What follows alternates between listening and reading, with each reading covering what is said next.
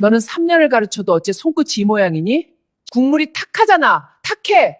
내 아들 먹일 보양식에 정성을 이따위로 들여? 어머니 말씀대로 정성을 다했어요. 기름기 없이 맑게 내려고 4시간을 불 앞에서 한 번도 떠나지 않았어요. 이년봐. 이젠 아주 따박따박 말대꾸네. 근본도 없는 고아년이 내 아들 댁에 사랑꼴 하고 살면 감사한 줄 알아야지. 어디서 눈을 똑바로 뜨고 대들어. 다시 똑바로 해와. 시어머니가 안방으로 들어간 뒤 정적만 남은 부엌에서 며느리 우이는 바닥에 쏟아진 약재 조각들을 멍하니 내려다보았습니다. 뜨거웠던 국물은 어느새 차가운 얼룩이 되어 앞치마를 적시고 있었죠. 3년 동안 하루도 빠짐없이 이런 날들을 견뎌온 이 여자가 바닥을 바라보던 눈이 잠깐 멈췄습니다. 마치 무언가를 끝내기로 마음먹은 사람처럼 말이죠. 그리고 그 순간부터 이 집안의 시간은 조금씩 다른 방향으로 흘러가기 시작했습니다. 시작 전 구독과 좋아요를 눌러주시고 어디서 듣고 계신지 알려주시면 고마운 마음을 담아 그쪽으로 큰절 올리겠습니다. 그럼 오늘의 사연 시작합니다. 태양식품 창립 30주년 기념식장 앞은 온통 축제 분위기였습니다. 화려한 꽃다발이 줄지어 놓여 있었고 말쑥한 양복 차림의 사람들이 삼삼오오 모여 웃음꽃을 피우고 있었죠. 회사가 여기까지 오는데 30년이라는 세월이 걸렸으니 그 자리에 선 사람들의 어깨엔 나름의 자부심이 실려 있었습니다. 그런데 바로 그 순간 기념식장 정문 앞으로 새까만 고급 승용차 5대가 비명 같은 타이어 소리를 내며 급하게 멈춰 섰습니다. 차 문이 열리자 깔끔한 정장을 입은 수행원 10명이 일렬로 내려 양옆에 나란히 줄을 섰습니다. 하나같이 표정 하나 흐트러짐 없이 군인처럼 꼿꼿한 자세였죠. 기념식장에 모인 하객들이 무슨 일인가 싶어 일제히 고개를 돌렸습니다. 수행원들의 시선이 향한 곳에는 낡은 앞치마를 두르고 시장 바구니를 든 한 여자가 서 있었습니다. 머리카락은 바람에 흩날렸고 손톱 밑에는 때가 끼어 있었습니다. 누가 봐도 시장에서 장을 보고 돌아오는 평범한 아줌마의 모습이었죠. 그런데 수행원 10명이 그 여자를 향해 일제히 허리를 90도로 꺾으며 인사를 올렸습니다. 회장님, 복귀 준비를 마쳤습니다. 수행원 대장이 또렷하고 힘있는 목소리로 보고했습니다. 기념식장에 모인 수백 명의 시선이 일순간 그 시장 바구니 여자에게 쏠렸습니다. 사람들의 입이 벌어지고 수군거리는 소리가 파도처럼 번져나갔죠. 그 여자의 이름은 주인공 연우회, 바로 이 이야기의 주인공입니다. 하지만 이때까지만 해도 이 자리에 있는 누구도 우희의 진짜 정체를 알지 못했습니다. 아니, 알 수가 없었습니다. 지난 3년간 우희는 이 집안에서 그저 밥 짓고 빨래하는 며느리, 시댁 식구들 눈에는 보이지 않는 사람이나 다름없었으니까요. 그런데 축하 인파 사이를 거칠게 헤치며 한 사람이 뛰쳐나왔습니다. 시어머니 도예숙이었습니다. 60 후반의 나이에도 목소리만큼은 식장 전체를 흔들 만큼 우렁찼습니다. 도예숙은 우희에게 달려들더니 시장 바구니를 발로 세게 걷어찼습니다. 바구니가 흙바닥에 나동그라지면서 안에 들어있던 유통기한, 진한 콩나물과 찌그러진 두부가 여기저기 흩어졌습니다. 3년 동안 시어머니 도예숙이 우희에게 허락한 식재료란 이런 것들 뿐이었습니다. 유통기한이 지나 아무도 안 사는 것, 모양이 찌그러져 반값에 파는 것, 그런 것들만 골라서 가져오라고 시켰죠. 식구들 밥상에는 최고급 한우가 올라가는데 며느리 혼자 먹을 것은 늘 이런 찌꺼기였습니다. 인연이 어디서 시장 거지들을 불러다가 쇼를 하는 거야. 도예숙의 얼굴은 불그락푸르락했고 손가락은 우희의 코앞을 찌르듯이 가리키고 있었습니다. 수백 명의 하객들이 보는 앞에서 도예숙은 우희의 멱살을 거칠게 움켜쥐었습니다. 그 힘이 어찌나 거셌는지 우희의 낡은 앞치마 끈이 뚝 하고 끊어졌습니다. 창피한 줄도 모르냐? 이 꼴로 여길 왜 온 거야? 도예숙이 이를 악물고 소리를 질렀습니다. 하지만 우희는 아무런 대꾸도 하지 않았습니다. 그저 바닥에 흩어진 콩나물을 조용히 내려다보고 있었죠. 바로 그때 남편 기성현이 헐레벌떡 달려왔습니다. 성현은 아내의 편을 들기는커녕 수행원들을 향해 침을 뱉었습니다. 40이 넘은 남자가 공공장소에서 사람에게 침을 뱉는 모습이라니 보는 이들의 얼굴이 찌푸려졌습니다. 내 마누라랑 짠 거냐? 당장 꺼져. 성현은 수행원 한 명을 거칠게 밀쳤습니다. 그러고는 우희를 향해 손가락질을 하며 낮고 독한 목소리로 내뱉었죠. 이 여자가 회장이라고? 웃기지도 않네. 평생 부엌에서 설거지나 하던 것이. 우희는 여전히 아무 말이 없었습니다. 고개를 숙인 채 바닥에 떨어진 흙 묻은 콩나물을 조용히 한 줌 집어들었습니다. 그 손이 가느다랗게 떨리고 있었지만 눈빛만은 차갑게, 아주 차갑게 식어가고 있었습니다. 그때 수행원 대장이 한 발 앞으로 나섰습니다. 도예숙이 우희의 멱살을 잡고 있던 손을 단호하게 쳐냈고 품에서 깨끗한 비단 손수건을 꺼내 우희에게 공손히 건넸습니다. 도예숙은 자신의 손이 튕겨나가자 눈이 휘둥그레졌죠. 지금까지 이 집안에서 감히 자기 손을 쳐낸 사람은 아무도 없었으니까요. 우희는 손수건으로 흙 묻은 손을 천천히 닦았습니다. 그리고 아무렇지 않은 듯 낡은 앞치마를 벗어 바닥에 내려놓았습니다. 그 순간 식장에 모인 모든 사람들의 입에서 탄성이 터져나왔습니다. 앞치마 아래에 감춰져 있던 것은 어디에서도 본 적 없는 최고급 맞춤 정장이었습니다. 낡은 앞치마 속에 명품 수트를 입고 있었던 겁니다. 마치 누더기를 벗어 던진 나비처럼 우희의 모습이 순식간에 완전히 달라졌습니다. 남편 성현의 얼굴이 새하얗게 질렸습니다. 이게 뭐야? 성현은 당황한 나머지 우희의 뺨을 때리려고 손을 휘둘렀습니다. 하지만 그 손목은 수행원의 강철 같은 소나기에 덜컥 잡혀 꼼짝도 하지 못했습니다. 성현의 얼굴이 고통으로 일그러졌습니다. 우희가 천천히 고개를 들었습니다. 눈물도 분노도 떨림도 없는 얼굴이었습니다. 3년 동안 수없이 맞고 쫓기고 짓밟혀온 여자의 눈이라고는 믿기 어려울 만큼 고요하고 깊은 눈이었습니다. 그 눈빛 속에는 오랜 세월 동안 혼자서 삼켜온 눈물과 분노가 단단하게 굳어져 있었습니다.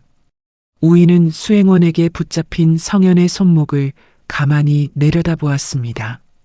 그리고 나직하게 하지만 기념식장 구석구석까지 울려 퍼질 만큼 또렷한 목소리로 말했습니다.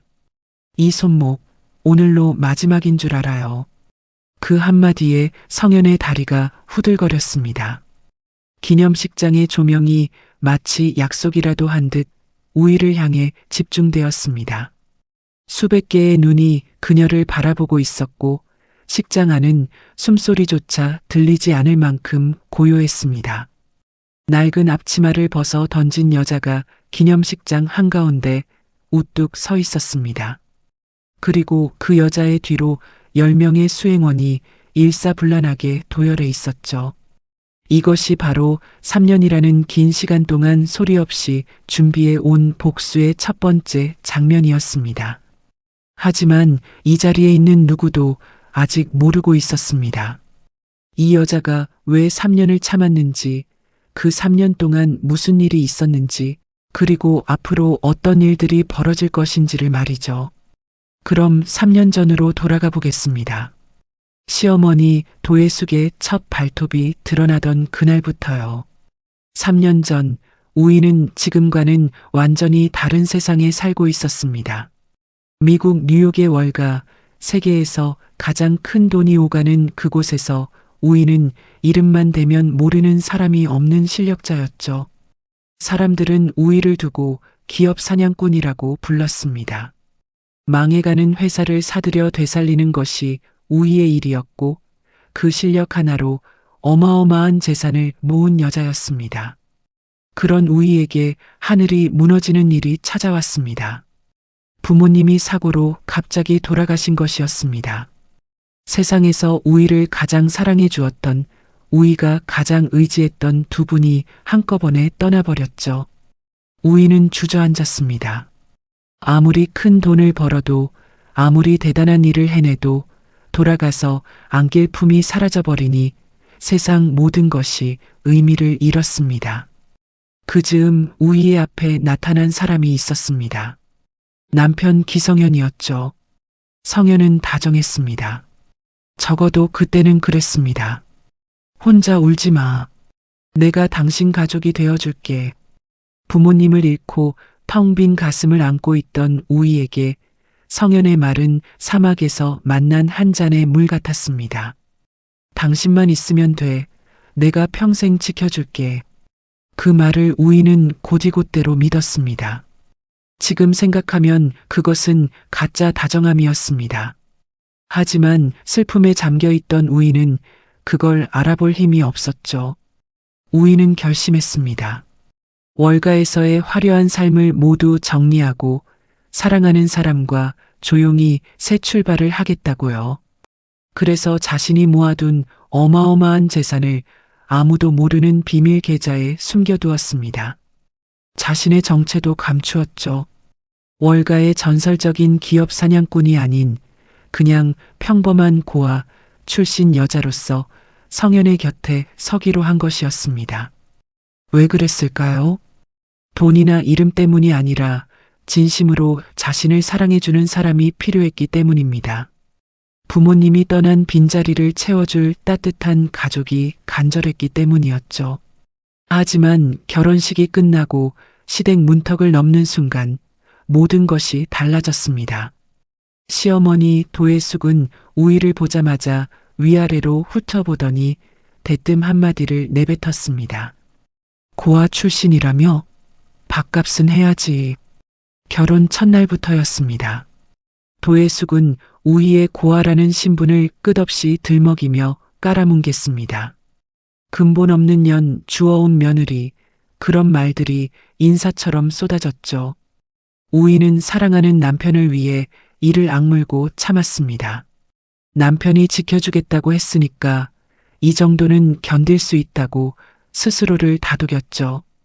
그렇게 우이는 이름 없는 며느리로 살기 시작했습니다.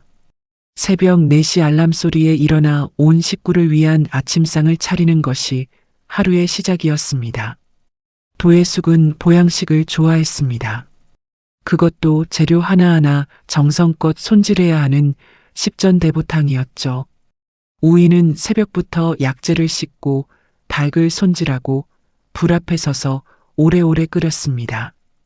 김이 모락모락 오르는 탕을 정갈하게 그릇에 담아 식탁에 올리면 도혜숙은 고개도 돌리지 않은 채 한마디 던졌습니다. 국물이 탁하네. 다시 해. 그 한마디에 2시간 넘게 공들인 정성이 통째로 쓰레기통에 들어갔습니다. 온 식구가 따뜻한 밥상 앞에 둘러앉아 밥을 먹을 때 우이는 그 자리에 끼지 못했습니다. 며느리가 시어른과 같은 밥상에 앉는 것은 도혜숙이 절대로 허락하지 않았거든요. 우희의 자리는 부엌 구석이었습니다. 쭈그리고 앉아 찬물에 밥을 말아 후루룩 들이키는 것이 우희의 식사였죠. 그런데 우희는 시댁에서 살면서 점점 이상한 것들을 눈치채기 시작했습니다. 남편 성현이 가져다 주는 한 달 생활비가 터무니없이 적었던 것입니다. 그 돈은 우이가 월가에서 일할 때 하루 점심값으로 쓰던 돈보다도 적었습니다. 처음에는 알뜰하게 살림하면 되겠거니 했지만 시간이 지날수록 뭔가 크게 잘못되었다는 것을 느꼈죠. 우이는 조용히 태양식품의 재정 상태를 들여다보았습니다. 월가에서 수백 개의 기업을 분석해온 눈은 속일 수가 없었죠. 결과는 충격적이었습니다. 태양식품은 겉으로만 번듯했지 속은 이미 텅 비어 있었습니다. 빚이 산더미처럼 쌓여 있었고 당장 내일이라도 문을 닫을 수 있는 상태였죠. 한마디로 파산 직전의 빈 껍데기, 겉만 살아있는 좀비 같은 회사였습니다. 그런데 더 기가 막힌 것은 따로 있었습니다. 남편 성현이 회사 돈을 몰래 빼돌리고 있었던 것입니다. 회사는 쓰러져 가는데 성현은 그 돈으로 내연녀와 고급 식당을 다니고 명품을 사주고 호텔에서 지내고 있었죠. 아내에게는 하루 점심값보다 적은 생활비를 던져주면서 다른 여자에게는 물 쓰듯 돈을 쓰고 있었던 것입니다. 우희는 그 사실을 알게 된 날 밤 부엌 바닥에 한참을 앉아 있었습니다. 분노도 슬픔도 억울함도 뒤섞여서 어떤 감정인지조차 알 수 없었죠. 그래도 우희는 참았습니다. 아직은 때가 아니라고, 조금만 더 기다리자고 스스로에게 되뇌었습니다. 시어머니 도예숙의 못됨은 날이 갈수록 심해졌습니다. 어느 날은 냉장고에서 유통기한이 한 달이나 지난 우유를 꺼내 우희에게 내밀었습니다. 버리기 아까우니까 내가 다 마셔. 거실 바닥에 일부러 커피를 쏟아놓고는 무릎 꿇고 맨손으로 닦아라고 명령했죠. 우희의 방에 들어가 돌아가신 부모님이 남겨주신 손편지와 사진을 바닥에 내던지며 이런 쓰레기를 아직도 가지고 있었어? 라며 코웃음을 치기도 했습니다. 남편 성현은 어땠을까요? 성현은 퇴근하면 우희에게 땀에 젖은 외투를 던지며 냄새나니까 가까이 오지 말라고 했습니다. 아내의 안부 인사에는 너랑 대화하면 수준이 떨어진다고 비웃었죠. 거실 소파에 앉아보란 듯이 내연녀와 달콤한 통화를 했고 우희는 바로 옆에서 그 소리를 들으며 설거지를 해야 했습니다. 밤이 되면 우희는 성현의 와이셔츠 깃에서 낯선 향수 냄새를 맡았습니다. 그 냄새를 맡을 때마다 가슴 한쪽이 먹먹해지다가 서서히 무너져 내렸죠. 그런 밤이면 부엌 환풍기 아래에 쪼그리고 앉아 부모님 사진을 가슴에 꼭 안고 소리 없이 눈물을 흘렸습니다. 기름때가 잔뜩 묻은 앞치마를 내려다보면 불과 몇 년 전의 자신이 떠올랐습니다. 깔끔한 정장을 입고 당당하게 회의실에 들어서던 그 시절이요. 하지만 지금의 우희는 갈라진 손을 수건에 문지르며 내일 새벽 4시 알람을 맞춰놓는 것이 하루의 마무리인 여자였습니다. 이 집에서 우희는 이름이 없었습니다. 야, 너 이년아가 우희를 부르는 말이었고 가끔은 아예 불러주지도 않았습니다. 하지만 여러분 기억해 주세요. 지금 이 모습이 주인공 우희의 진짜 모습이 아니라는 것을요. 이 여자에게는 아직 아무도 모르는 비밀이 있었습니다.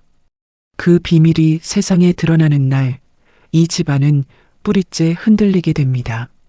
왜 참았는지, 무엇을 기다리고 있었는지는 아직 말씀드릴 수 없습니다. 다만 한 가지만 먼저 알려드리자면 이 집안에 곧 돌이킬 수 없는 일이 벌어지려 하고 있었다는 것입니다. 그날은 남편 성현이 태양식품 상무로 취임하는 축하연이 열리는 날이었습니다. 우희는 새벽부터 일어나 성현의 양복을 다림질하고 구두를 광이 날 때까지 닦았습니다. 남편의 중요한 날이니 도시락도 정성껏 싸주었죠. 성현이 좋아하는 갈비찜에 나물 반찬까지 하나하나 예쁘게 담았습니다. 비록 자신은 밥상에도 못 앉는 처지였지만 남편만큼은 잘 되기를 바라는 마음이 아직 남아 있었으니까요. 그리고 그날 성현은 축하연 대기실로 우희를 불렀습니다. 우희는 혹시 고맙다는 말이라도 하려나 싶어 가슴이 살짝 뛰었습니다. 성현은 문을 닫더니 우희를 위아래로 훑어보았습니다. 그 눈빛에는 따뜻함이라곤 한 방울도 없었습니다. 너처럼 배운 거 없는 여자는 내 수준에 안 맞아. 그 말이 칼날처럼 우희의 가슴에 꽂혔습니다. 하지만 성현은 거기서 멈추지 않았습니다. 솔직히 말할게. 너 같은 고한연이랑 산 게 내 인생의 유일한 오점이야. 고한연. 그 단어가 귓속에서 맴돌았습니다. 우희의 손끝이 차갑게 식었고 눈앞이 흐려졌습니다. 3년간 참고 또 참아왔던 눈물이 눈두덩이를 뜨겁게 적셨지만 우희는 끝내 한 방울도 흘리지 않았습니다. 이 사람 앞에서 우는 모습만큼은 절대로 보여주고 싶지 않았으니까요. 성현은 서류 봉투를 꺼내 우희의 발 앞에 던졌습니다. 이혼 서류였습니다. 여기 도장 찍어. 위자료 같은 건 꿈도 꾸지 마. 내가 가져갈 건 아무것도 없어. 우희는 바닥에 떨어진 서류를 멍하니 내려다보았습니다. 3년이었습니다. 3년 동안 새벽마다 일어나 밥을 짓고 무릎 꿇고 바닥을 닦고 맞고 쫓기면서도 이 집을 지켰습니다. 그런데 돌아온 것은 발 앞에 내던져진 이혼 서류 한 장이었죠. 그때 성현이 우희가 정성껏 싸온 도시락을 집어들었습니다. 뚜껑을 열어보지도 않았습니다. 그대로 쓰레기통에 처박으며 한마디 내뱉었죠. 이제 내 역할은 끝났어. 갈비찜 국물이 쓰레기통 바닥에 퍼지는 소리가 우희의 귓속에서 오래도록 울렸습니다. 대기실 문이 열리더니 시어머니 도예숙이 들어왔습니다. 도예숙의 손에는 또 다른 서류가 들려 있었습니다. 재산 분할 포기 각서였죠. 너 같은 것이 재산 분할? 꿈도 꾸지 마라. 공짜로 먹여주고 재워줬으면 감사한 줄 알아야지. 도예숙은 우희의 손에 볼펜을 억지로 쥐어주며 으름장을 놓았습니다. 그 목소리에는 한치의 망설임도 없었습니다. 그날 저녁 소식은 순식간에 온 동네로 퍼졌습니다. 도예숙이 직접 이웃들에게 전화를 돌린 탓이었죠. 우리 며느리가 은혜를 모르고 난리를 친다. 공짜로 먹여주고 재워줬더니 재산을 내놓으라고 한다. 사실은 정반대였지만 도예숙의 입에서 나오는 말이 곧 진실이 되는 동네였습니다. 우희는 하루아침에 은혜를 모르는 나쁜 며느리가 되어버렸죠. 그런데 여러분, 앞에서 말씀드렸듯이 태양식품은 이미 속이 텅 빈 회사였습니다. 성현이 무리하게 사업을 키우다가 엄청난 빚을 지게 되었고 회사 돈까지 빼돌려 쓴 탓에 부도 직전까지 몰려 있었죠. 겉으로는 상무 취임이니 축하연이니 떠들썩했지만 실제로는 당장 내일이라도 문을 닫을 수 있는 처지였습니다. 그래서 성현과 시어머니 도예숙은 마지막 희망을 걸고 있었습니다. 이름도 얼굴도 알려지지 않은 신비한 투자자, 오직 이니셜 한 글자로만 불리는 그 사람. 투자자 Y였죠. 성현은 투자자 Y의 마음을 사기 위해 사채까지 끌어다 쓰며 안간힘을 쓰고 있었습니다. 경영 보고서를 새로 만들고 회사 시설을 번듯하게 꾸미고 보여줄 수 있는 것은 모조리 포장했죠. 그런데 이 과정에서 성현이 가장 먼저 한 일이 있었습니다. 보고서에서 우희의 존재를 완전히 지운 것이었습니다. 집안에 고아 출신 며느리가 있다는 게 알려지면 격이 떨어져 성현은 우희를 회사에 치부라 여겼습니다. 감춰야 할 부끄러운 비밀이라고 생각했죠. 도예숙도 마찬가지였습니다. 투자자 Y를 맞이할 연애 준비를 하면서 도예숙이 가장 먼저 한 일은 우희를 내쫓는 것이었습니다. 재수 없으니까 당장 짐 싸서 나가. 내가 눈에 띄면 투자가 물 건너간다고. 도예숙은 말로만 그치지 않았습니다. 우희의 뺨을 세게 때렸습니다. 우희의 고개가 옆으로 돌아갔고 입술 안쪽이 터져 피가 배어 나왔습니다. 그것도 모자라 우희의 짐가방을 마당으로 내던졌습니다. 가방이 열리면서 옷가지들이 쏟아졌고 도예숙은 거기에 호스로 물을 뿌렸습니다. 우희의 옷들이 흙탕물에 흠뻑 젖어갔죠. 다시는 이 근처에 얼씬도 마라. 도혜숙이 우희의 머리채를 잡고 대문 밖으로 밀쳐냈습니다. 문이 쾅 하고 닫혔고 잠금 장치가 철커덕 소리를 냈습니다. 3년 동안 매일 드나들던 그 대문이 이제는 우희를 완전히 밀어낸 것이었습니다. 마침 하늘에서 비가 쏟아지기 시작했습니다. 우희는 젖은 짐가방을 들고 대문 앞에 멍하니 서 있었습니다. 차가운 빗줄기가 얼굴을 때렸지만 아프다는 생각조차 들지 않았습니다. 3년간 참아왔던 모든 것이 한꺼번에 무너져 내리는 순간이었으니까요. 그때 뒤에서 자동차 엔진 소리가 들렸습니다. 남편 성현이 타고 있는 고급 승용차였습니다. 차 안에서 성현과 눈이 마주쳤지만 성현은 아무런 표정 변화 없이 고개를 돌렸고 차는 속도를 높이며 우희 옆을 지나갔습니다. 바퀴가 웅덩이를 밟으면서 흙탕물이 우희의 옷 위로 튀었습니다.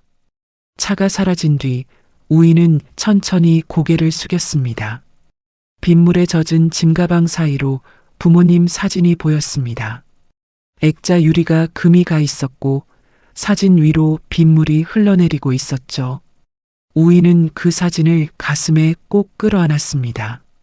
차갑게 젖은 사진 한 장이 지금 이 세상에서 우희에게 남은 전부였습니다. 길가에 홀로 서서 우희는 소리 없이 울었습니다. 3년간의 인내가 이렇게 처참하게 짓밟히는 순간 우희의 입술 사이로 아주 작은 말이 새어나왔습니다. 이제 끝내야지. 빗속에서 내뱉은 그 한마디 말 속에 담긴 무게는 이 집안의 운명을 송두리째 바꿔놓을 만큼 무거운 것이었습니다. 3년을 버틴 힘이 있었습니다. 그리고 지금 이 순간 비를 맞으며 서 있는 이 여자의 머릿속에서는 이미 치밀한 계획이 돌아가고 있었습니다. 비는 그칠 줄 몰랐습니다. 우희는 젖은 짐가방을 끌고 근처 공원 화장실로 들어갔습니다. 형광등 불빛이 깜빡거리는 좁은 화장실 금이 간 거울 앞에 섰을 때 우희는 자기 얼굴을 보고 멈칫했습니다. 시어머니 도혜숙에게 맞은 뺨이 벌겋게 부어올라 있었죠. 우희는 차가운 물을 손에 받아 부은 뺨 위에 천천히 올렸습니다. 물이 볼을 타고 흘러내렸는데 그것이 물인지 눈물인지 우희 자신도 알 수가 없었습니다. 낡은 핸드폰을 꺼내 사진첩을 열었습니다. 거기에는 불과 3년 전의 우희가 있었습니다. 깔끔한 정장에 자신감 넘치는 눈빛, 뉴욕 월가의 고층 건물을 배경으로 환하게 웃고 있는 모습이었죠. 그때의 우희는 사람들이 두려워하는 기업 사냥꾼이었습니다. 손가락 하나 까딱하면 수천억이 움직이던 여자였죠. 지금 거울 속에 비친 여자와는 너무나 달랐습니다. 우희는 핸드폰을 꾹 쥐며 이를 악물었습니다. 그때 문득 한 가지가 떠올랐습니다. 돌아가신 부모님이 남겨주신 명품 시계, 세상에 단 하나뿐인 그 시계가 언젠가부터 보이지 않았던 것입니다. 우희는 서랍 깊숙이 감춰두었는데 아무리 찾아도 없었죠. 남편 성현이 몰래 가져가 팔아버린 것이었습니다. 부모님의 마지막 유품마저 빼앗긴 것입니다. 우희의 주먹이 파르르 떨렸습니다. 분노가 가슴 깊은 곳에서 불길처럼 치밀어 올랐지만 우희는 그 불꽃을 꾹 눌러 삼켰습니다. 텅 빈 지갑을 열어보았습니다. 지폐 몇 장이 전부였죠. 젖은 옷차림에 빈 지갑에 갈 곳 하나 없는 신세. 이것이 지금 우희가 처한 현실이었습니다. 하지만 여러분, 이것은 겉으로 보이는 모습일 뿐이었습니다. 우희에게는 아무도 모르는 비밀 계좌가 있었다는 것 기억하시죠? 월가에서 벌어들인 어마어마한 돈이 그 안에 고스란히 잠들어 있었습니다. 우희는 일부러 가난한 척, 힘없는 척 살아온 것이었습니다. 3년 동안 단 한 번도 그 돈에 손을 대지 않았죠. 하지만 이제 참을 만큼 참았습니다. 한편 시댁에서는 기가 막힌 일이 벌어지고 있었습니다. 남편 성현이 내연녀 미나를 아예 집으로 데려온 것입니다. 우희가 쫓겨난 지 채 하루도 지나지 않아서였죠. 성현은 시어머니 도예숙 앞에 미나를 세우고 환하게 웃으며 말했습니다. 어머니, 이 사람이 진짜 며느리감이에요. 내연녀 미나는 27의 젊은 여자였습니다. 값비싼 옷에 화려한 화장을 하고 있었지만 눈빛에는 탐욕이 가득했죠. 미나는 우희가 쓰던 방에 들어가더니 코를 찡그렸습니다. 여기서 천한 냄새가 나네. 가구도 다 바꿔야겠다. 미나는 우희가 정성껏 닦아놓은 가구들을 마당에 내놓으라고 시켰습니다. 3년 동안 우희가 매일 손때가 닳도록 문질러 가꾼 것들이었죠. 그것들이 마당 한쪽에 아무렇게나 쌓였습니다. 시어머니 도예숙은 어땠을까요? 분노했을까요? 아닙니다. 도예숙은 오히려 신이 났습니다. 역시 며느리는 이래야지. 우리 복덩이 며느리는 따로 있었네. 도예숙은 미나에게 명품 가방을 선물하며 활짝 웃었습니다. 3년 동안 우희에게는 유통기한 지난 우유를 마시라고 하던 그 입으로 처음 보는 여자에게 복덩이라며 추켜세우고 있었던 것이죠. 그날 밤 성현은 우희에게 전화를 걸었습니다. 야, 마지막으로 한 번 더 말해두는데 재산 분할은 꿈도 꾸지 마. 너한테 돌아갈 건 단 한 푼도 없어. 전화 너머로 내연녀 미나의 웃음소리가 들렸습니다. 성현은 일부러 우희가 들으라는 듯이 미나와 함께 낄낄거렸죠. 거기서 끝이 아니었습니다. 다음 날 아침 우희의 핸드폰에 사진 한 장이 도착했습니다. 성현이 보낸 것이었죠. 사진 속에는 쓰레기 하차장이 찍혀 있었고 그 한가운데에 우희의 소지품들이 버려져 있었습니다. 옷가지며 책이며 작은 살림살이들이 쓰레기 더미 위에 아무렇게나 쏟아져 있었죠. 사진 아래에는 짧은 글이 적혀 있었습니다. 내 인생이랑 같이 버렸다. 우희는 그 사진을 한참 동안 바라보았습니다. 손가락 끝이 하얗게 질릴 만큼 핸드폰을 꽉 쥐고 있었죠. 하지만 우희의 눈에서 더 이상 눈물은 흐르지 않았습니다. 눈물이 마른 것이 아니었습니다. 슬픔이 분노로 바뀐 것이었습니다. 그리고 그 분노가 차갑게 얼어붙으면서 우희의 머릿속에서 하나의 계획이 또렷하게 완성되어 가고 있었습니다. 우희는 조용히 움직이기 시작했습니다. 먼저 비에 젖은 짐가방을 정리해 근처 고시원에 방을 잡았습니다. 한평 남짓한 좁은 방이었지만 우희에게는 그것으로 충분했습니다. 지금 필요한 것은 편한 잠자리가 아니라 조용히 일을 진행할 공간이었으니까요. 짐을 내려놓자마자 우희는 밖으로 나갔습니다. 공중전화 부스를 찾아 걸음을 옮겼죠. 추적당할 수 있는 핸드폰 대신 공중전화를 쓴 것입니다.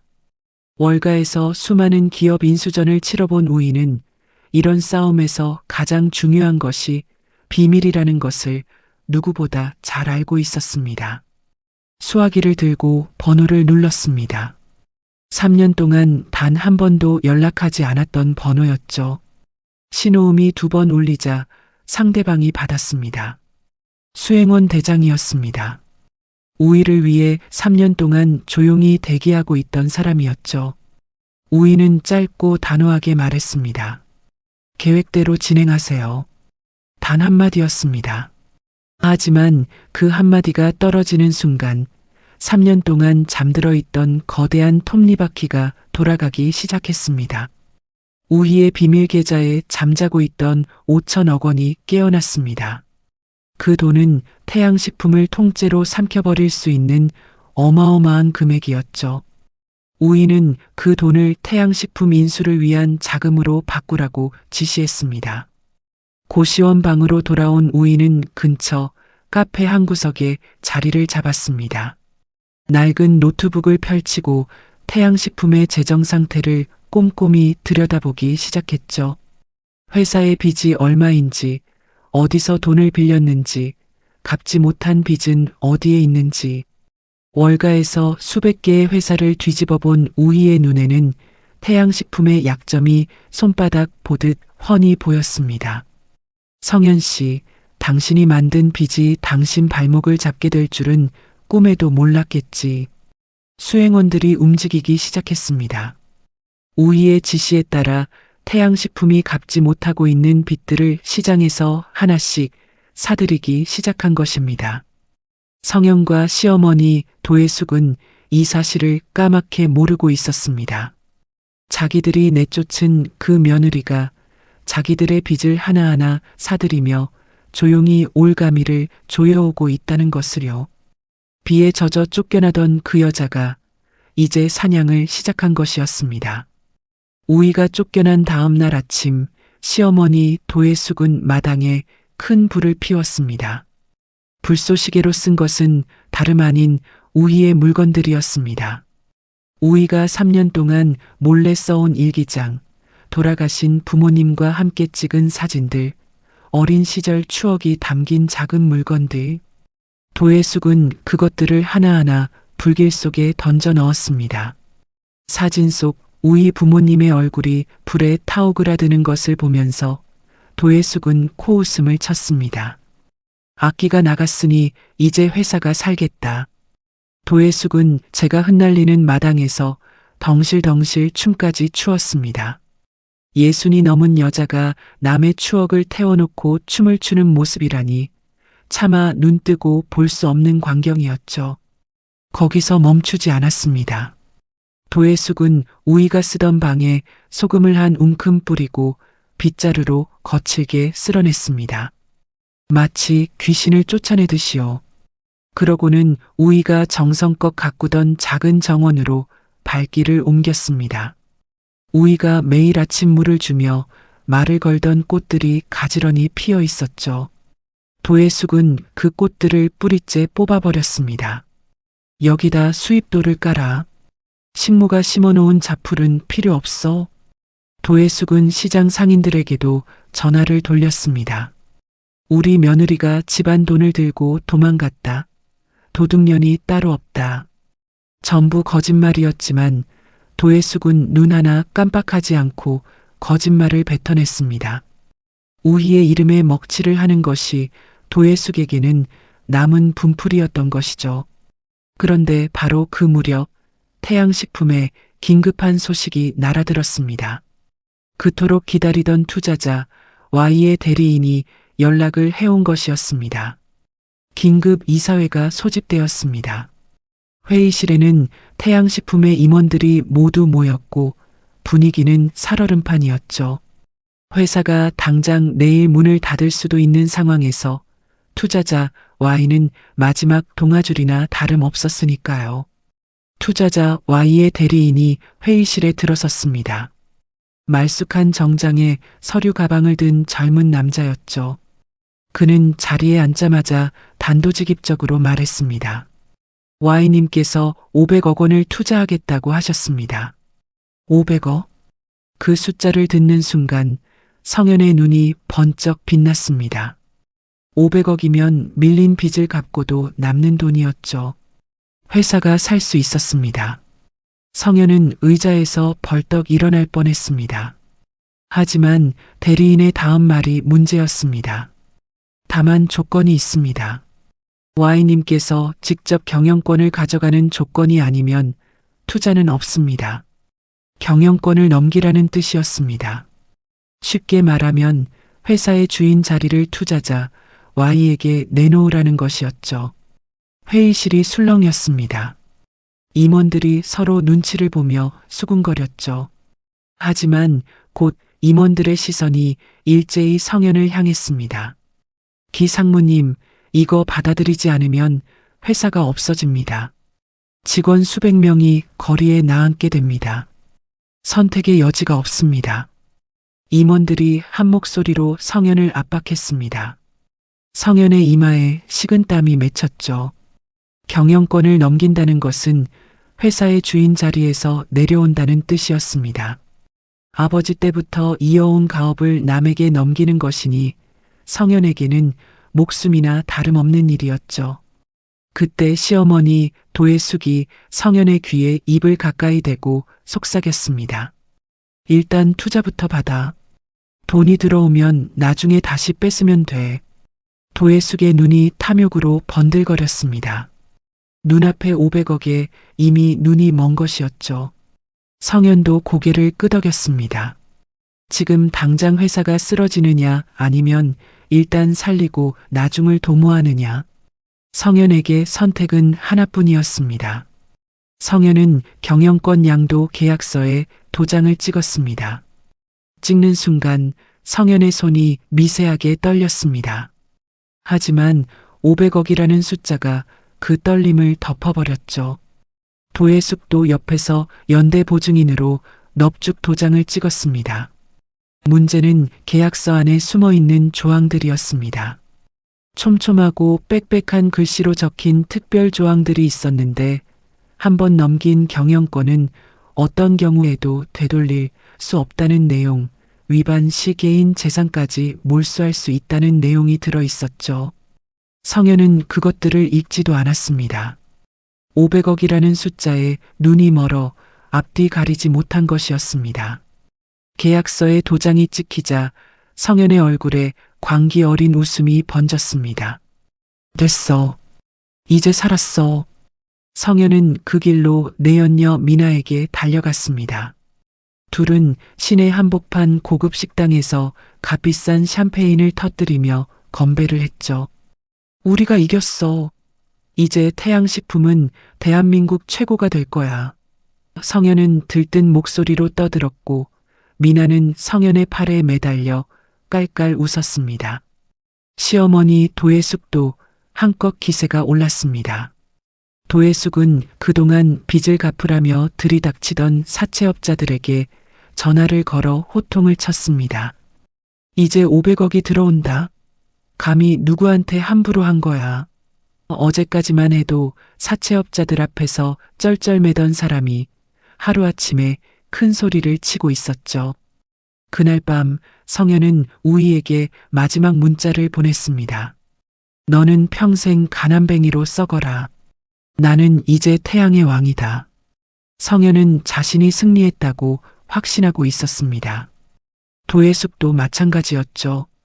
골칫덩이 며느리를 내쫓고 500억 투자를 받고 회사도 살리고 모든 것이 자기들 뜻대로 되었다고 믿었습니다. 하지만 여러분, 이 사람들은 아직 모르고 있었습니다. 방금 자기들이 도장을 찍은 그 계약서의 진짜 주인이 누구인지를요. 투자자 Y가 대체 누구인지, 왜 하필 태양식품에 500억이라는 큰 돈을 투자하려는 것인지, 그리고 그 촘촘한 계약 조항들이 무엇을 뜻하는지를요.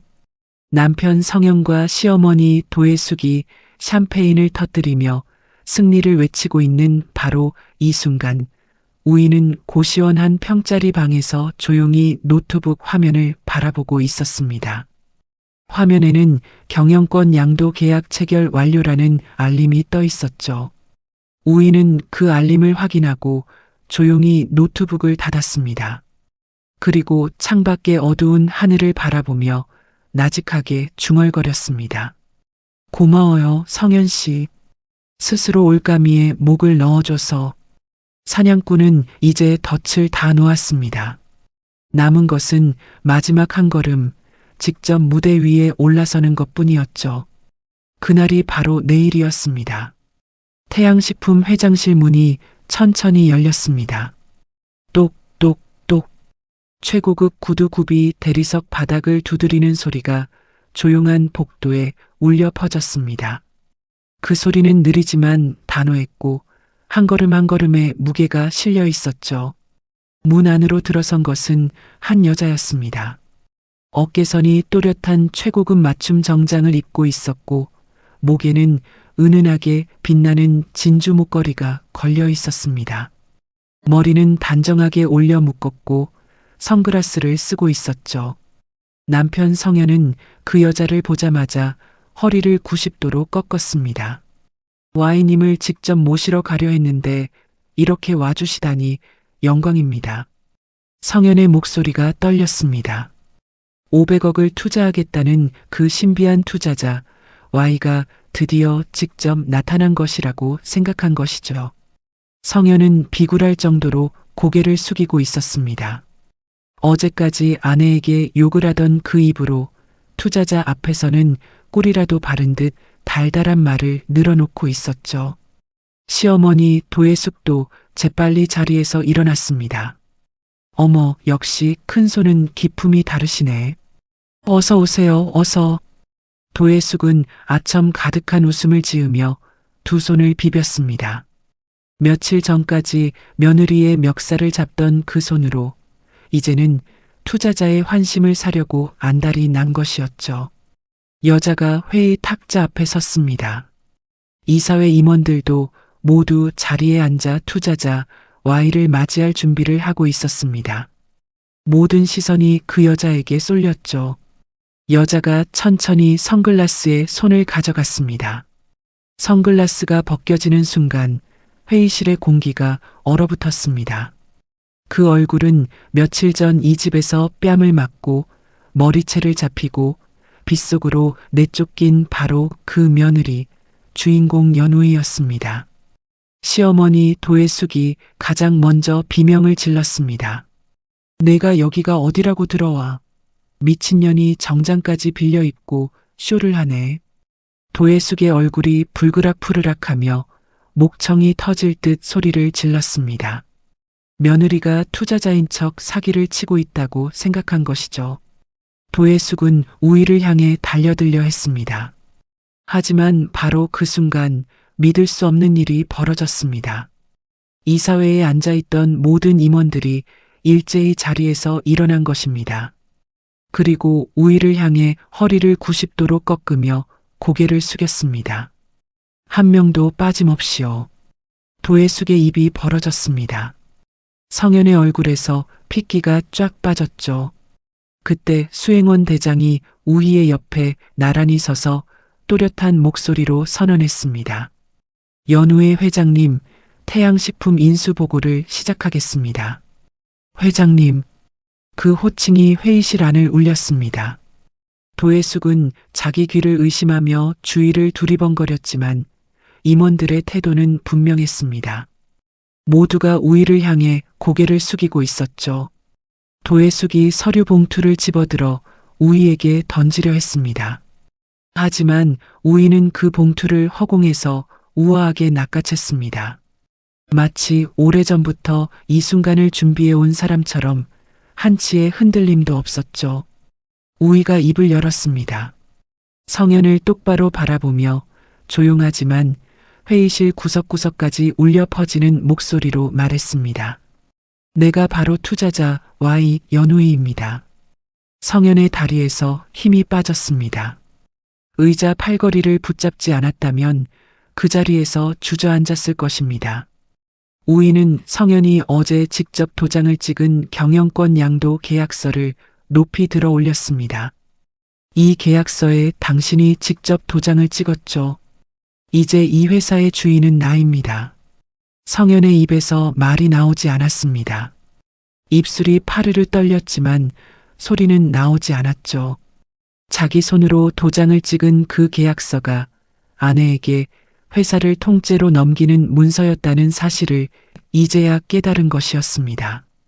우희의 시선이 시어머니 도예숙에게로 옮겨졌습니다. 도예숙이 아끼는 비단 한복 소매를 잡고 차갑게 물었습니다. 어머니, 이 한복도 혹시 우리 부모님 유품 판 돈으로 산 거 아니에요? 도예숙의 얼굴이 하얗게 질렸습니다. 할 말을 잃고 입만 벌렸다 닫았다를 반복했죠. 우희는 다시 성현을 향해 돌아섰습니다. 당신 상무자리 오늘로 유통기한 끝났어요.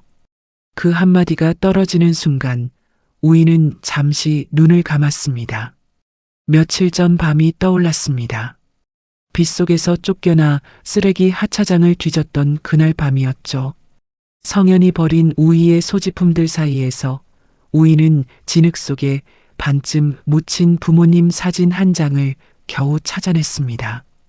손톱이 깨지도록 땅을 파헤치고 악취나는 쓰레기 더미를 맨손으로 뒤져서 건져낸 사진이었습니다. 그 사진을 가슴에 안고 쓰레기 더미 옆에 주저앉아 울었던 그 밤의 처절함이 지금 이 순간에도 가슴 깊은 곳을 후벼 팠습니다. 우희는 눈을 떴습니다. 눈시울이 살짝 붉어져 있었지만 눈빛은 흔들리지 않았습니다. 3년 동안 이 집에서 저는 이름이 없었습니다. 식모, 인연냐. 그게 저를 부르는 말이었죠. 우희의 목소리가 회의실에 조용히 퍼졌습니다. 하지만 오늘부터 제 이름을 분명히 알려드리겠습니다. 연우희. 이 회사의 새로운 주인입니다. 회의실에 앉아있던 모든 사람들의 입이 벌어졌습니다. 3년 동안 부엌에서 밥만 짓던 그 며느리가 뉴욕 월가에서 이름을 떨치던 전설적인 기업 사냥꾼이었다는 사실에 모두가 충격에 빠졌죠. 비서가 대형 화면에 자료를 띄웠습니다. 우희의 월가 시절 경력과 개인 재산 내역이 하나하나 공개되었습니다. 화면 속 숫자를 본 임원들의 눈이 휘둥그레졌죠. 개인 재산만 1조 원이 넘는다는 증거가 눈앞에 펼쳐져 있었으니까요. 고아 출신의 불쌍한 며느리가 아니었습니다. 처음부터 이 집안 전체를 살 수도 있었던 여자가 3년 동안 일부러 숨죽이며 살아온 것이었습니다. 성현이 벌떡 일어나 소리를 질렀습니다. 이건 사기야. 계약 무효다. 하지만 임원들은 이미 바람의 방향이 바뀐 것을 알아차렸습니다. 어제까지 성현의 편이었던 사람들이 오늘은 일제히 등을 돌렸죠. 돈이 있는 곳에 사람이 모이는 법이니까요. 도혜숙은 회의 탁자를 붙잡고 비틀거리며 외쳤습니다. 내 아들 회사야. 이년아, 당장 나가. 하지만 그 목소리는 텅 빈 회의실의 메아리처럼 울렸을 뿐 아무도 귀 기울이지 않았습니다. 우희는 도혜숙을 한번 바라보았습니다. 3년 동안 자신을 때리고 쫓고 짓밟았던 그 여자를요. 그리고 조용히, 아주 조용히 말했습니다. 어머니, 이제 이 회사에서 외부인은 어머니예요. 그 한마디에 도혜숙은 그만 주저앉고 말았습니다. 바닥이라고 생각했던 곳에서 우희는 다시 일어섰습니다. 그리고 이 집안을 뿌리째 뒤흔드는 폭풍의 시작을 알렸죠. 하지만 이것은 시작에 불과했습니다. 우희의 진짜 복수는 지금부터였습니다. 회의실 안이 발칵 뒤집어졌습니다. 남편 성현은 의자를 박차고 일어나 이성을 잃은 듯 비명을 질렀습니다. 당신 고아 아니었어? 돈이 어디서 나? 이건 사기야, 사기라고. 성현의 얼굴은 새파랗게 질려 있었고 목에 핏줄이 굵게 솟아올라 있었습니다. 3년 동안 밥 짓고 빨래하던 그 여자가 자기보다 수백 배나 많은 돈을 가진 사람이었다는 사실을 도저히 받아들일 수 없었던 것이죠. 우희는 성현의 고함에 눈 하나 깜빡하지 않았습니다. 대신 비서에게 고개를 살짝 끄덕였죠. 비서가 이사회장의 대형 화면을 켰습니다. 화면에 우희의 월가 시절 경력이 하나하나 나타났습니다. 세계적인 경제신문에 실린 우희의 인터뷰 기사, 수천억 규모의 기업 인수를 성공시킨 기록들, 그리고 개인 재산 1조 원이 넘는다는 은행 잔고 증명서까지. 화면이 바뀔 때마다 회의실에서 탄식이 터져나왔습니다. 임원들의 태도가 순식간에 바뀌었습니다. 어제까지 기상무님하며 굽실거리던 사람들이 오늘은 우희를 향해 충성을 맹세하기 시작했습니다. 돈 앞에서 사람의 마음은 이렇게도 쉽게 뒤집어지는 것이었죠. 연 회장님, 앞으로 저희가 최선을 다해 모시겠습니다. 기 상무와 도 고문의 부정행위에 대해서는 저희도 진작 문제가 있다고 생각했습니다. 불과 몇 분 전까지 성현의 편이었던 사람들이 이제는 앞다투어 성현의 등에 칼을 꽂고 있었습니다. 성현의 눈이 경악으로 커졌습니다.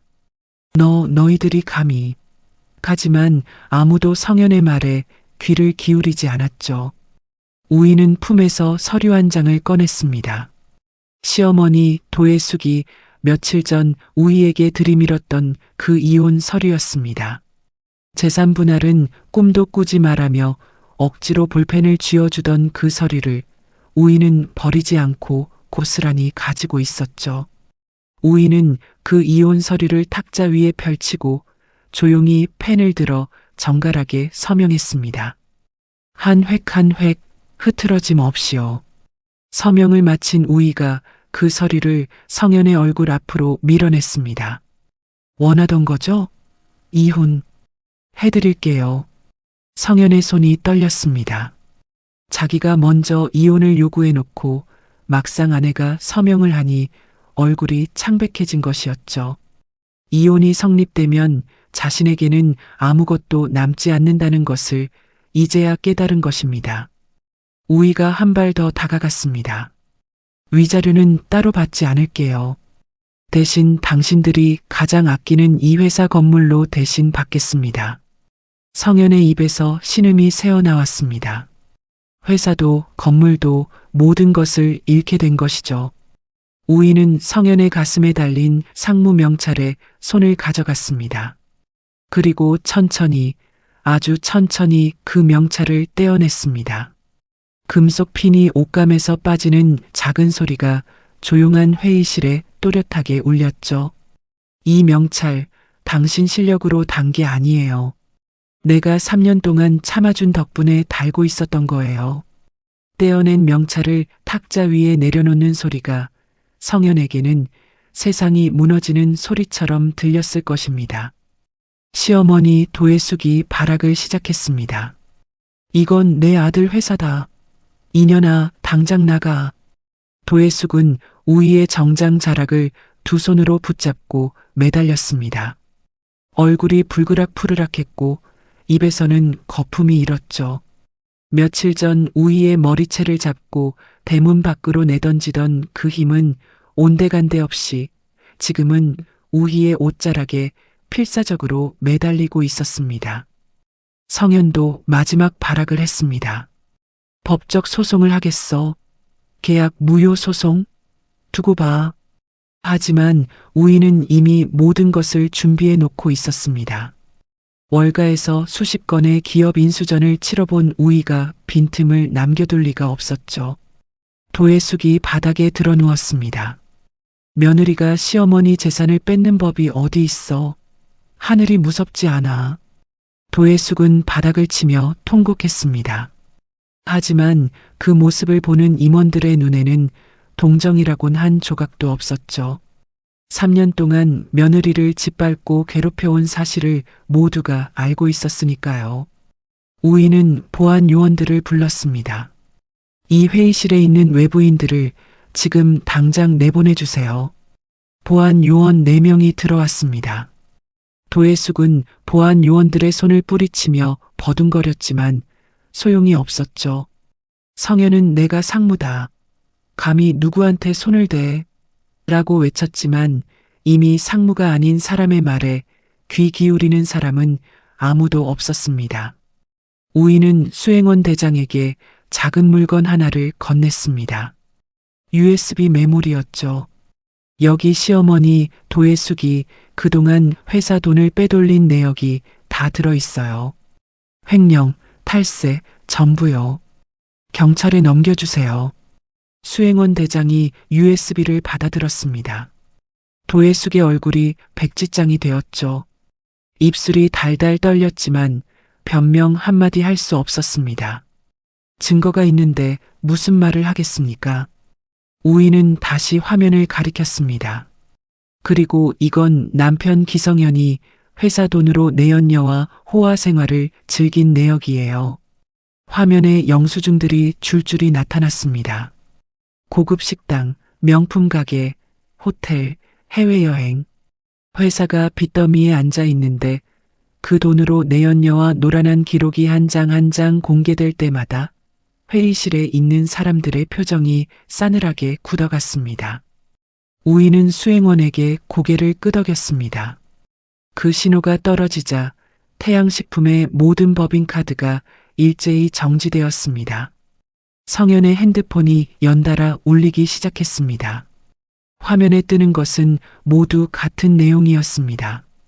결제 승인 거절, 결제 승인 거절.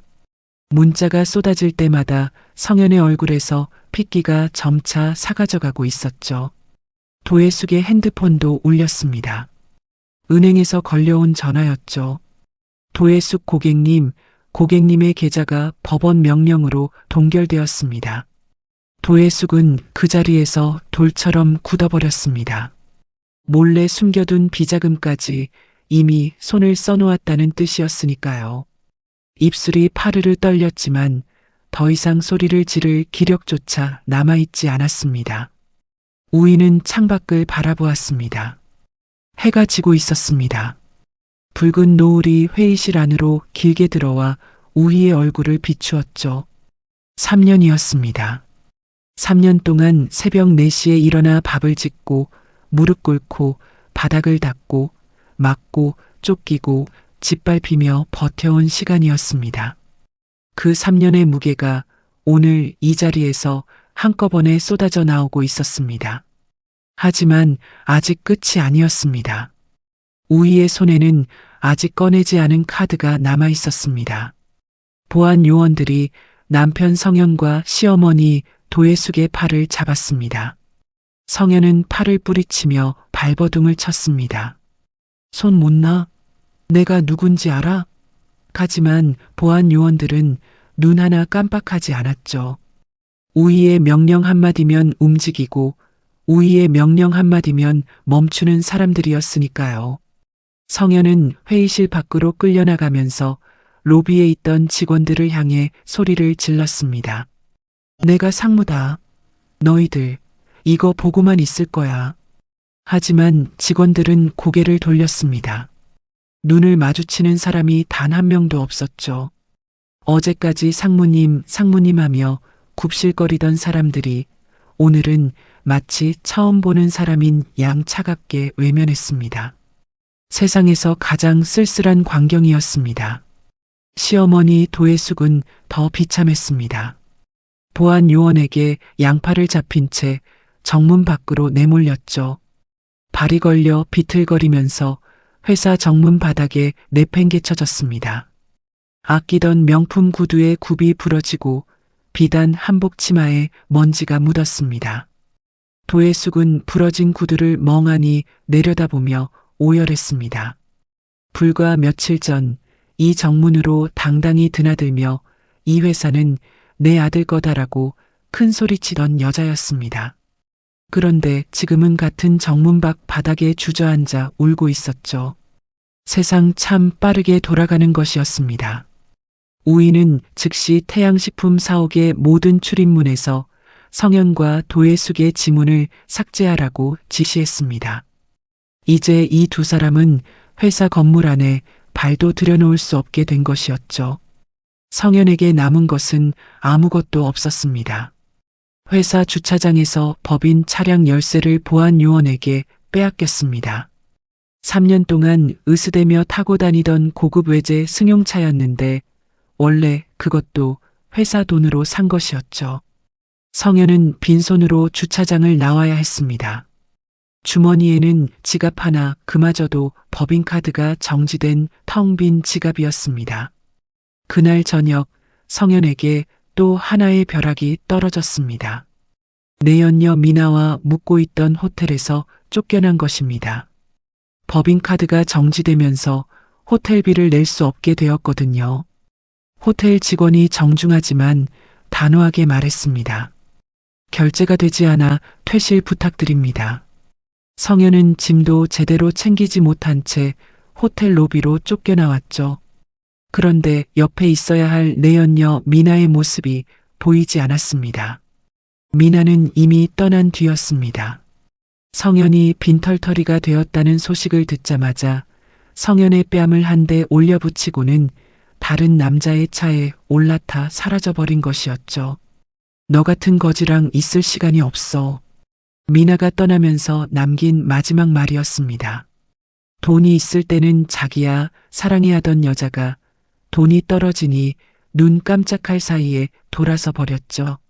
성현은 호텔 앞 보도블럭 위에 멍하니 서서 미나가 탄 차의 불빛이 사라지는 것을 지켜볼 수밖에 없었죠. 우희는 그 시각 자신의 새 집무실에서 차분하게 다음 수순을 밟고 있었습니다. 먼저 성현의 전화번호를 차단했습니다. 더 이상 이 사람에게서 들을 말은 없었으니까요. 그리고 성현이 그동안 저지른 비리 사실들을 정리한 보도 자료를 만들어 모든 방송사와 신문사에 보냈습니다. 회사 돈 빼돌린 것, 내연녀와 호화 생활한 것, 아내를 학대한 것, 하나하나 날짜와 금액까지 정확하게 적힌 자료였죠. 다음 날이면 성현의 이름이 뉴스에 도배될 것이었습니다. 시어머니 도혜숙도 피해갈 수 없었습니다. 우희는 도혜숙이 몰래 숨겨둔 비자금 계좌를 모조리 동결시켰습니다. 도혜숙이 수십 년간 긁어모은 돈이 한순간에 꼼짝달싹 못하게 된 것이죠. 거기에 더해 도혜숙이 아끼던 저택의 경매 절차도 시작했습니다. 그 저택은 도혜숙이 내 평생의 보물이라며 자랑하던 곳이었는데 이제 곧 남의 손에 넘어가게 될 운명이었습니다. 우희는 성현이 그동안 비밀스럽게 나눈 통화 내용들을 녹음한 파일도 가지고 있었습니다. 내연녀와의 통화, 사채업자와의 거래, 회사 돈을 빼돌리는 과정에서 나눈 대화들. 우희는 그 파일들을 변호사에게 넘기며 말했습니다. 이혼 소송과 손해배상 소송 동시에 진행해 주세요. 완벽하게요.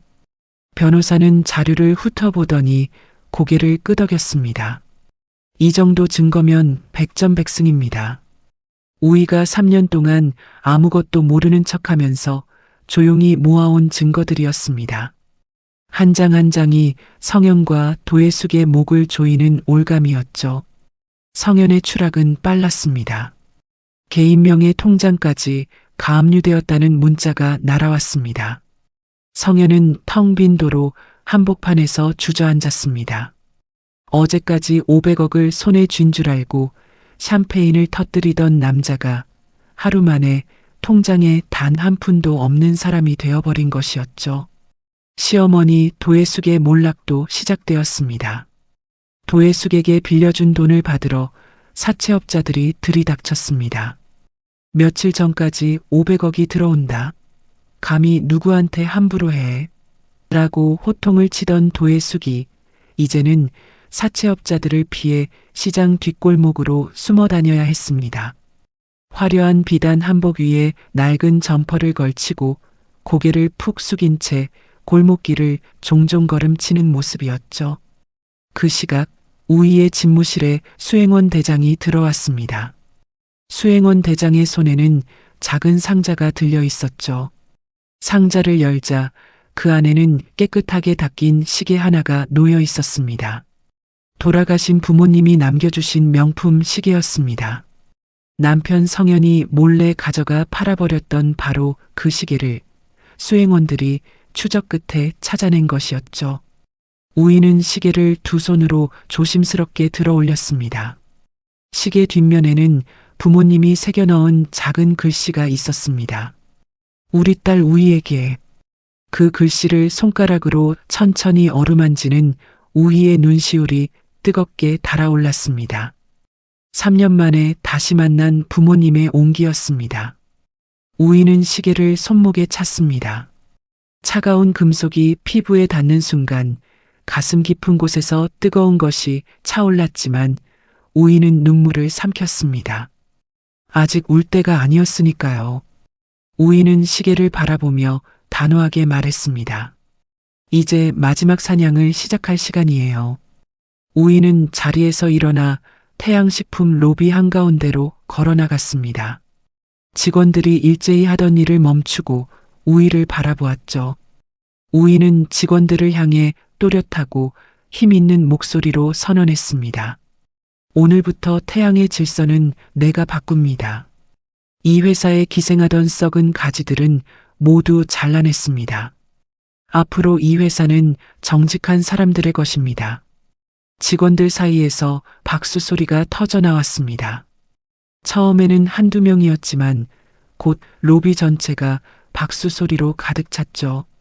성현과 도혜숙 밑에서 눈치 보며 숨죽이며 일하던 직원들에게 우희의 등장은 한 줄기 빛과 같았던 것입니다. 우희는 환하게 미소 지었습니다. 3년 만에 사람들 앞에서 짓는 진심 어린 미소였죠. 하지만 이것으로 끝이 아니었습니다. 판을 완전히 뒤집는 마지막 한 수가 아직 남아 있었습니다. 우희는 시어머니 도혜숙이 그동안 저지른 횡령과 탈세 증거를 국세청에 넘겼습니다. 증거는 완벽했습니다. 날짜, 금액, 계좌 이체 내역까지 빠짐없이 정리되어 있었죠. 국세청 조사관들이 움직이기 시작했고 도혜숙의 이름으로 된 재산이라는 재산은 모조리 압류되었습니다.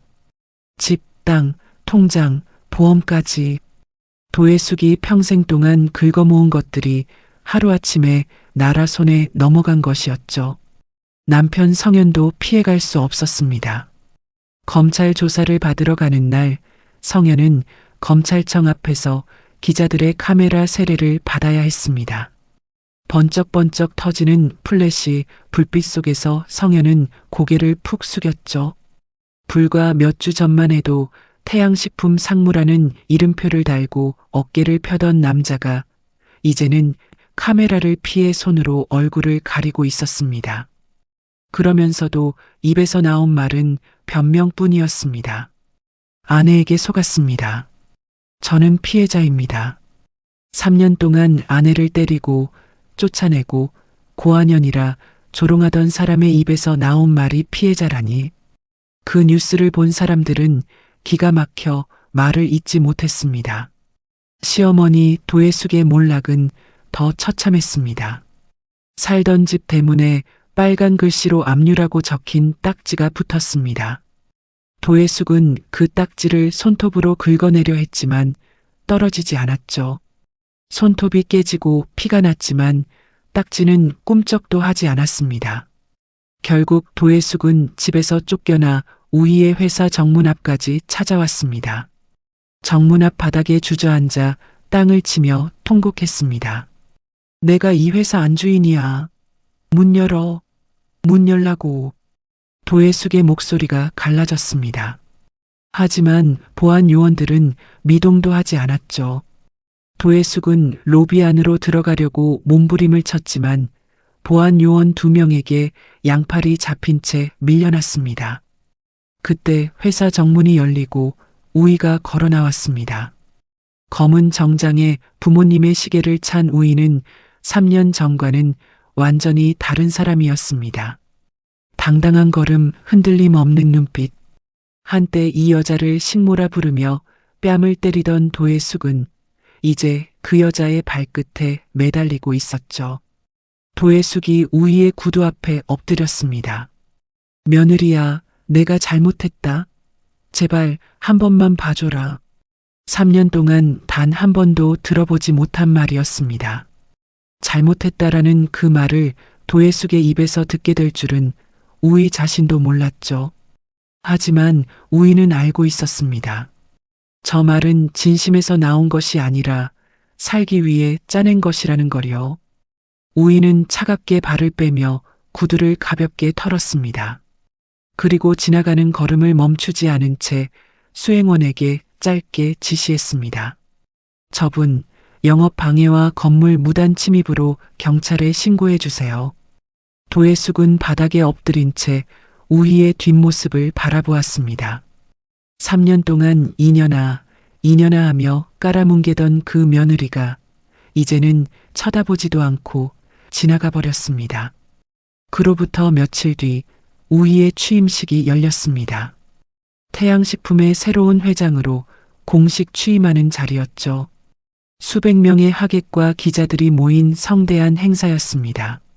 우희는 단상 위에 서서 소감을 밝히려 하고 있었습니다.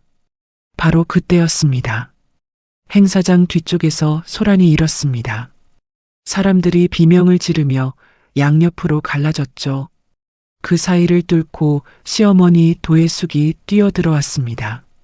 낡은 옷에 헝클어진 머리카락, 파산 뒤 완전히 망가진 모습이었습니다. 도예숙의 두 손에는 양동이가 들려 있었습니다. 안에 든 것은 차마 말로 옮기기 어려운 더러운 오물이었죠. 이년아, 이거나 받아라. 도예숙은 우희를 향해 양동이를 힘껏 뿌리려 했습니다. 마지막 남은 분노를 담아 전력으로 팔을 휘둘렀죠. 하지만 우희는 살짝 몸을 틀어 우아하게 피했습니다. 마치 처음부터 이런 일이 있을 줄 알았다는 듯이요. 도예숙은 양동이를 휘두른 기세를 이기지 못하고 제풀에 발이 걸려 넘어졌습니다. 그리고 자기가 가져온 그 오물을 고스란히 자기 몸에 뒤집어 쓰고 말았습니다. 행사장이 술렁였습니다. 기자들의 카메라가 일제히 도예숙을 향해 플래시를 터뜨렸죠. 오물을 뒤집어 쓴 채 바닥에 나뒹구는 도예숙의 모습이 뉴스에 나갈 것이 뻔했습니다. 우희는 코를 가리며 한 발 물러섰습니다. 그리고 조용히 말했습니다. 어머니, 이게 어머니가 저한테 주는 마지막 선물인가요? 딱 어머니 수준에 어울리네요.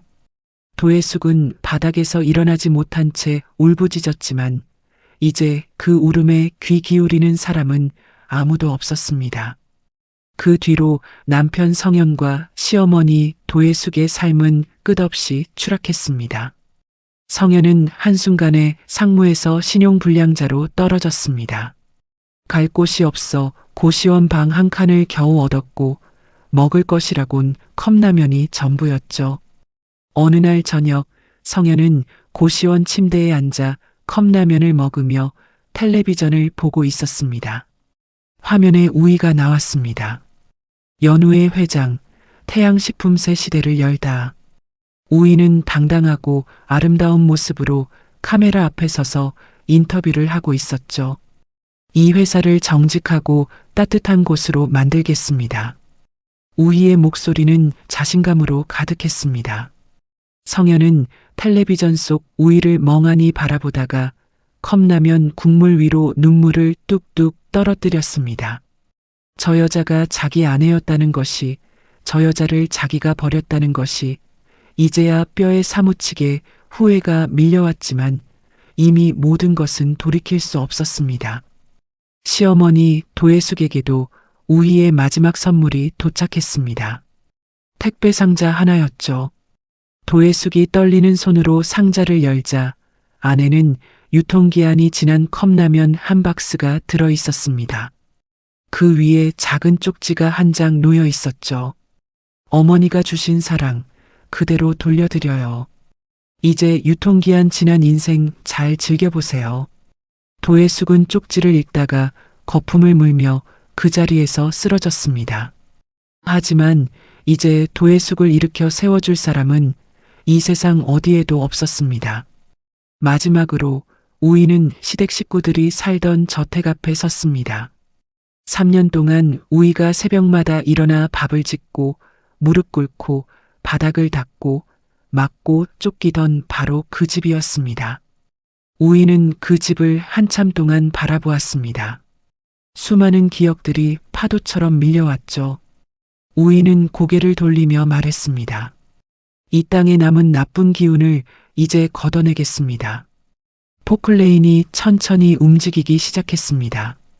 거대한 집게가 지붕을 물어뜯자 3년간의 악몽이 서린 그 집이 먼지와 함께 무너져 내렸습니다. 우희는 무너지는 집을 바라보며 눈을 감았습니다. 뜨거운 것이 볼을 타고 흘러내렸지만 이번에는 슬픔의 눈물이 아니었습니다. 이제 정말 끝이 보이기 시작했습니다. 모든 것이 끝난 뒤 우희가 가장 먼저 한 일이 있었습니다. 태양식품의 이름을 바꾼 것이었습니다. 연우그룹.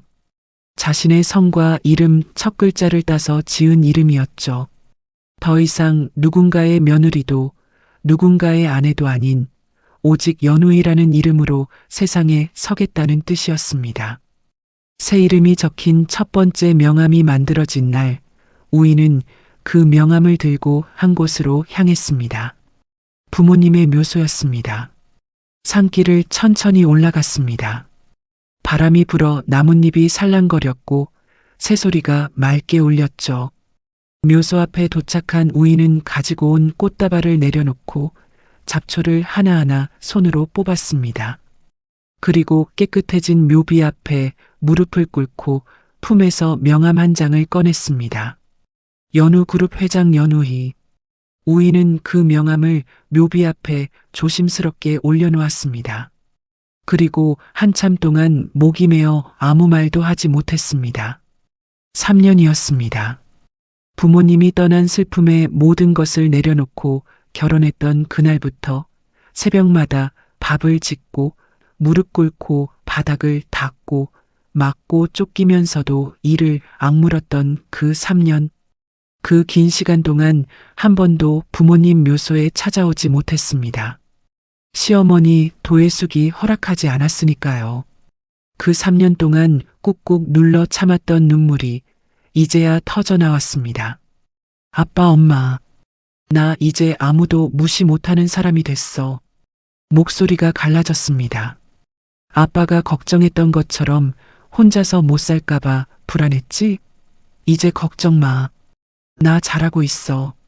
눈물이 볼을 타고 흘러내렸습니다.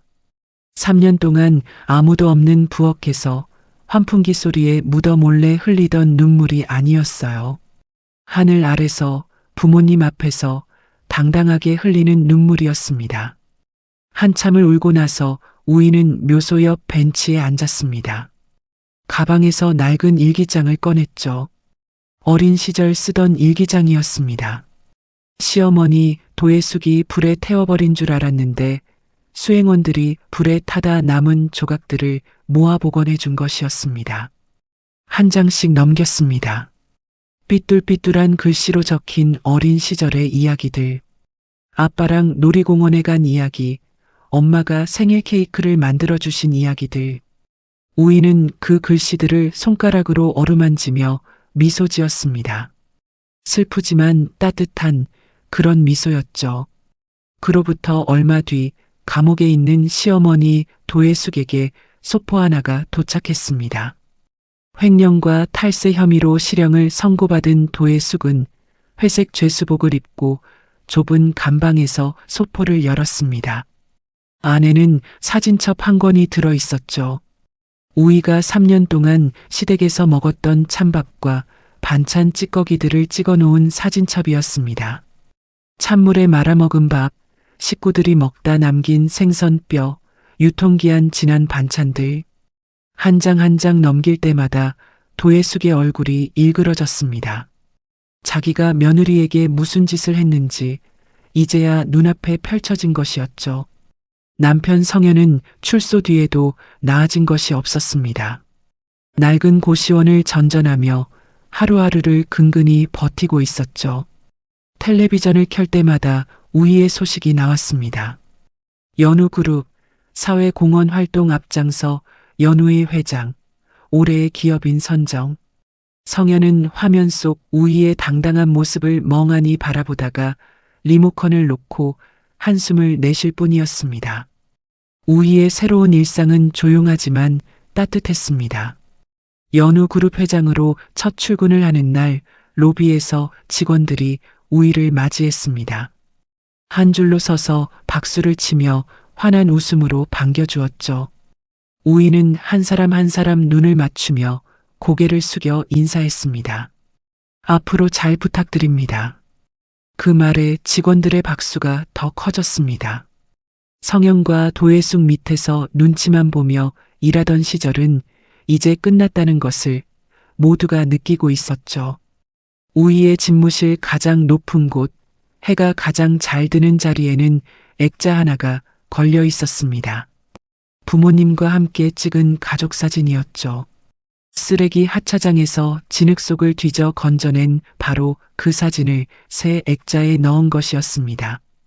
매일 아침 출근할 때마다 우희는 그 사진을 바라보며 하루를 시작했습니다. 우희는 과거 자신이 가장 힘들었던 시절, 유일하게 따뜻한 말 한마디를 건네주었던 옛 이웃들을 찾아가기도 했습니다.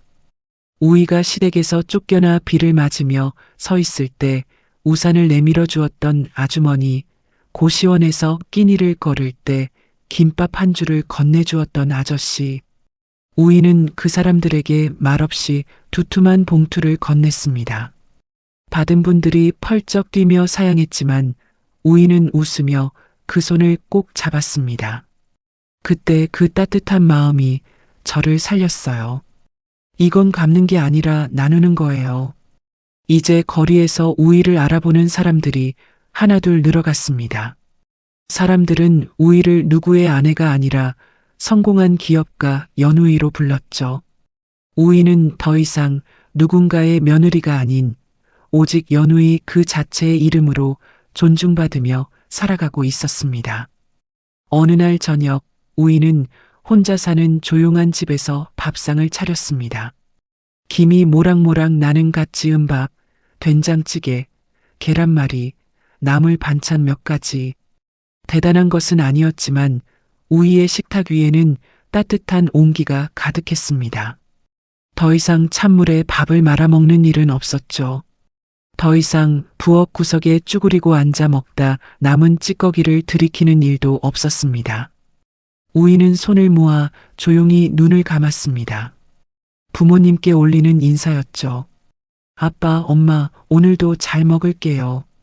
그리고 따뜻한 밥을 한 숟가락 크게 떠서 입에 넣었습니다. 밥알 하나하나가 달게 느껴졌습니다. 식사를 마치고 우이는 거울 앞에 섰습니다. 거울 속에는 3년 전과는 완전히 다른 여자가 서 있었습니다. 갈라진 손도, 부은 뺨도, 기름때 묻은 앞치마도 없었죠. 깔끔한 옷을 입은 편안하고 당당한 눈빛의 여자가 거울 속에서 우이를 바라보고 있었습니다. 우이가 거울 속 자신을 향해 조용히 미소 지으며 말했습니다. 우희야, 정말 고생 많았어. 그 한마디에 눈시울이 뜨거워졌지만 우이는 웃었습니다. 3년 동안 단 한 번도 자기 자신에게 건네지 못했던 말이었거든요. 불을 끄고 잠자리에 누웠습니다.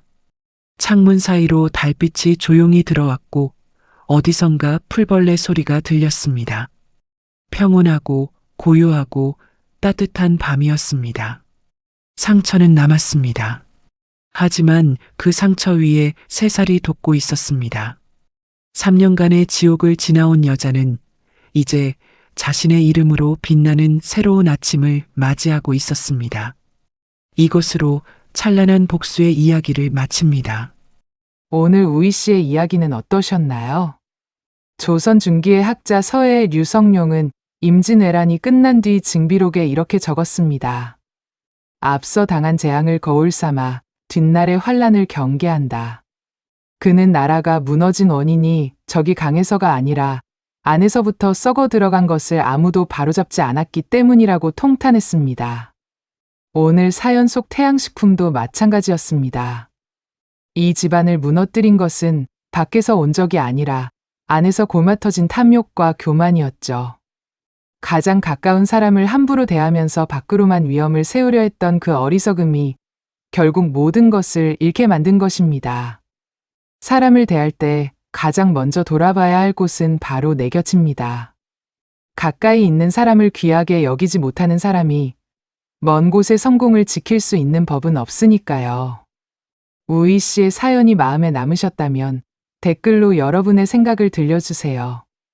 이 따뜻한 이야기가 더 많은 분들에게 전해질 수 있도록 구독과 좋아요로 함께 해주신다면 여러분의 하루에 좋은 일만 가득하실 거예요. 오늘도 들어주셔서 감사합니다. 건강하고 행복한 하루 보내시길 바랍니다.